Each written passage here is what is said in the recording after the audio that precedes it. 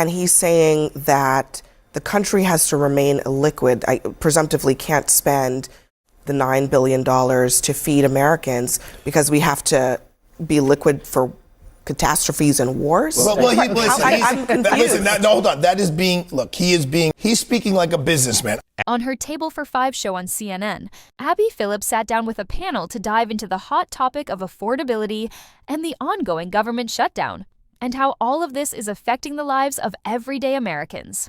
We've got some clips from that conversation featuring Terry Champion, Tiba W. Origi, Arthur Aidala, and Nah Hawk, who all shared some pretty strong opinions about what's happening right now.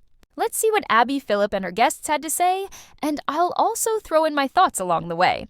Let's get started. Donald Trump campaigned on a promise of making America affordable again, starting on day one.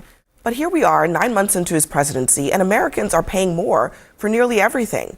Prices are up at the grocery store, from coffee to beef to cereal. And this week, voters showed their frustration. The Democrats scored big wins in New Jersey and Virginia and New York City, sending a message about affordability. Now, President Trump, though, he says that he doesn't want to hear about it, calling it a con job and blaming the media. But a new report on Friday shows that Americans are feeling worse about this economy. U.S. consumer sentiment declined to a more than 3-year low, and layoffs for October surged to a 2-decade high. All while record-breaking government shutdowns, that's going on every day now, frustrating air travelers, leaving over 1 million federal workers without a paycheck. Families are now wondering whether they'll be able to pay for their next meal. People are really hurting out here, and it's not just the traveling public, but it's affecting the whole economy, and you people are to blame. This is a disaster, honestly, for Americans, for regular people. The government shutdown it has no winners. But on top of that, I mean, it strikes me that we don't even really know how the economy is doing, because for the last 2 months, we haven't had a jobs report. We don't know what the condition of the labor market is, but everybody suddenly is really feeling like something is wrong. And it feels like we're being gaslit, that everything's going to be great. You know, someone's making $1 trillion a year now for their salary, when meanwhile, my kid's school, public school, which is only a few blocks away from where Justice Kavanaugh lives, so this is his local community, is running the PTA. We're running a food drive, a coat drive. Like, this is one of the most educated areas in the country, and they are concerned about families in that community not being able to make ends meet right now. So this is the reality of what happens when you try to take the economy, bring it back a couple of decades, and try to leverage everything off the back of some tariffs that just haven't materialized in anything material for the American public. Abby, you know what I wonder if, Congress people don't make an enormous amount of money. Those who at least live in like metropolitan areas where things are very expensive, right? We're going to talk about affordability.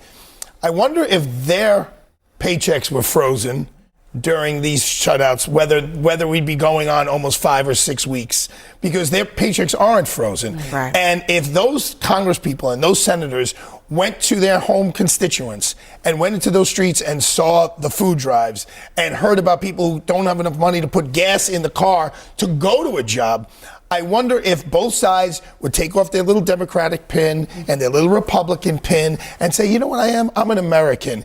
And these are the people who I serve, and they're hungry. They are literally hungry. And so I'm going to put aside and Trump and this, and let's just fix it, and let's feed our American citizens. Arthur, I don't know if I have a fever or what. This is the first time I've ever agreed with you on this show. Thank goodness. Like, he's on. I agree with you. I'm kidding. No, but you're so right. And even what makes it even more scary is how tone deaf this administration appears. And I'm referring to the president. Like, it's like ballrooms over baby food. Like, what are we talking about here? Why are we showing bathrooms? What's really going on? Most Americans I read maybe can afford to miss one paycheck. I don't know how many Americans can do that. When I was growing up, it was paycheck to paycheck, literally. So you miss one, now we're at 2. This administration has repurposed funds, billions of dollars, and given them to certain folks that actually feed his agenda. And I'm all like, wait, why don't you want to give these people money? Tell me again how this helps your agenda. And this is also with the Democrats. I understand you're going to present a bill and you think that you're taking a moral high ground, but nobody wins at the end of the day. Nobody. To your point about Donald Trump, though, I just want to play what he was asked, not just about the shutdown, but also about just the state of the economy and what Americans are saying repeatedly that they're feeling. And here's what he had to say. Our general costs are very low, and I just saw that Walmart came out with a statement last night, they've done it for many years, that Thanksgiving this year will cost 25% less than Thanksgiving last year under Sleepy Joe Biden. So that's a big difference. Energy prices are way down from what they were last year. Inflation is almost non-existent. We have inflation down to a very low number, whereas Biden, as you know, is the worst inflation in the history of our country. So we're doing very well. Isn't this the same trap that they're falling into that, you know, the Biden administration fell into, where they just kept reciting a whole bunch of numbers? And by the way, his numbers are not even all that accurate, but reciting a whole bunch of numbers in response to people saying, I don't feel like this economy is affordable. And they're right, because prices are going up.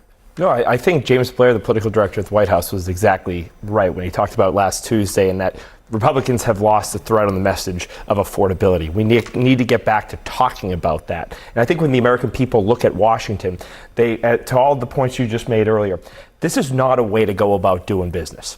Okay? You've laid some blame at the feet of the president.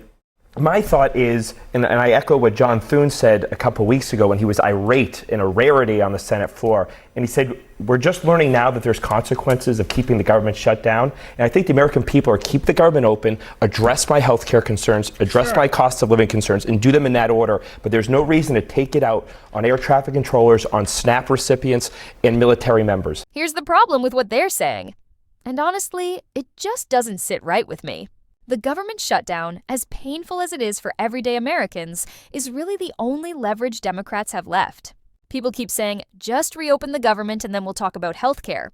But come on, that's not going to happen. If they reopen now, Republicans won't even touch the health care issue. That would basically mark the end of the ACA subsidies.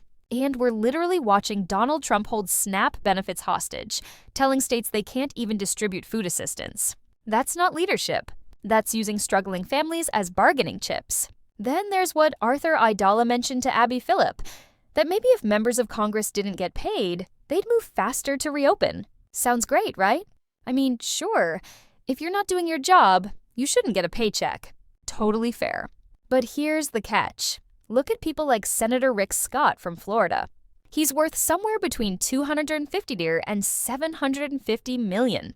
When you make that kind of money, that $174,000 Senate salary means nothing. If he misses a month's pay, around $15,000, that's pocket change. But for a regular person, that loss would be devastating. So when these ultra-wealthy members of Congress say, we shouldn't get paid during a shutdown, it's all performative. It doesn't affect them at all. It's like when Trump brags about not taking a presidential salary, yeah, because he's making millions elsewhere. So, if Congress stopped getting paid, people like Rick Scott wouldn't care. They could sit back and say, keep it closed. Doesn't matter to me. On the surface, it sounds like a fair solution, but in reality, it changes nothing. And honestly, the whole panel on Abby Phillip's show came off with this centrist vibe, like, hey, just reopen the government. But we know the Trump administration isn't going to negotiate once it's open. That's just not how they operate. That it's really coming to fruition, this idea of when you fire a whole bunch of people willy-nilly, like Doge did just last spring. They fired 1,300 people from the FAA. Of course, we're now going to be seeing the consequences of slower flights, right? If you are going to be cutting benefits and telling the Department of Agriculture, you're not allowed to give out money that you've already been given, even though many of those people are in places like Louisiana and Mississippi, are, you know, the MAGA faithful, then yes, the truth does start to come out. The challenge I see is, who's going to force the Trump administration to change? Right. Because Congress is Congress. It's a broken mess. The majority right now jumps to whatever Trump has to say. And if a judge has said, give out this money, make sure people can eat, and Trump just decides to there's a divide between what Trump is saying, what the administration is doing. Mm-hmm. It sounds like they will actually follow the judge's order. But when Trump was asked about SNAP by a reporter on Thursday, here's what he said in response to that question. What's your message to folks as they work this out in the courts and in Congress as we're heading into Thanksgiving? And you know, one other thing, our country has to remain very liquid because problems, catastrophes, wars, could be anything. We have to remain liquid. We can't give everything away based on a number. I mean, just remember, he's talking about food assistance to Americans. And he's saying that the country has to remain liquid. I presumptively can't spend the $9 billion to feed Americans because we have to be liquid for catastrophes and wars. I'm confused. Hold on. That is being, look, he is being he's speaking like a businessman. I run a tiny, infinitesimal business. However, I know what he means when he about liquidity, about being there. Like, if something happens, you need to have funds. If COVID all of a sudden blows up again or something else. $9 billion is a rounding error in the federal government budget. Okay, but $9 billion is literally a rounding error in the Department of Defense budget. Thank you. Okay. So why are we acting as if this is an insurmountable amount of money that we cannot find? Because he's trying to put pressure. Americans? He's trying to put pressure to land this plane. That's he's trying. politics, he's then. trying to. It's all about politics. No, look, it's about for the government. people. For the government. For the congressional Democrats. This is known as Trump's shutdown, right? Sure. So the longest it goes down in history that Trump had the biggest failure, the biggest shutdown. So they have no real impetus to end this. When you said what's going to make this end, the people are going to. When tomorrow people go to the airport, tonight people go to the airport and they can't fly, that's what's going to make this end. That's true. Abby Phillip makes a solid point when she says that $9 billion is basically nothing in the grand scheme of the federal budget. She's right. When you're dealing with a defense budget that stretches into the trillions, $9 billion is barely a blip on the radar, a rounding error at best. Then there's Trump, who loves to call himself a businessman. And sure, he brings that mindset into politics. But honestly, that's exactly the problem. This is what happens when you put a businessman, and not even a successful one, a guy with multiple bankruptcies, in charge of running a government. In business, you can just cut out what's not working. You can fire people, shut down departments, or cancel a project that's losing money. But you can't treat citizens that way. You can't just decide certain people aren't worth helping because they don't perform. That's not how a country is supposed to work, though that's clearly how Trump and his MAGA allies see it. As Arthur Idala mentioned to Abby Phillip, Trump only cares about one thing: money, and specifically his own. So when he looks at $9 billion meant for food assistance, he doesn't see hungry families. He sees a pile of cash he'd rather use somewhere else. It's beyond shameful. That's why I actually respect Abby Phillip for calling this out on national TV, because most people in the media don't. Every time the topic of helping Americans comes up, we hear the same tired question: but how will we pay for it? Meanwhile, the U.S. has no problem sending tens of billions overseas, first $20 billion, then $40 billion, and now talks of $60 billion to Argentina. But somehow, feeding our own people is too expensive. That's outrageous. People can see exactly who's to blame here. And that's why the Democrats can't afford to fold. They have to stand their ground, even when it's tough, because the cruelty from this administration is out in the open now. The Trump team doesn't care whether people live or die, and the way they're handling SNAP benefits makes that painfully obvious. Anyway, I'd love to hear what you think. Do you agree with Abby Phillip's take on Table for Five, or are you siding with the MAGA crowd that just wants the government reopened without fixing anything? Drop your thoughts down below, and I'll catch you in the next video.